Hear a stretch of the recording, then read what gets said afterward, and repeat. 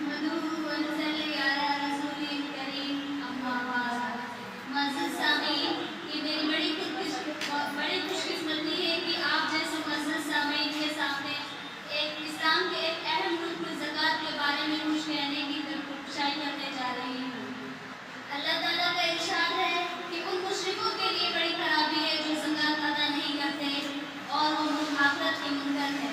ज़कात किसे कहते हैं पहले उसे समझ लें।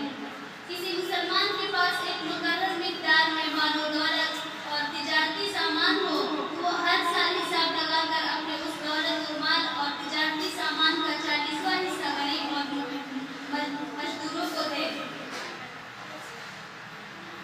प्यारी माँ और बहनों, बस इसी का नाम ज़कात है। अगर आप इसका तफसील जानना चाहते हैं तो फिक़ह की किताबें पढ़िए।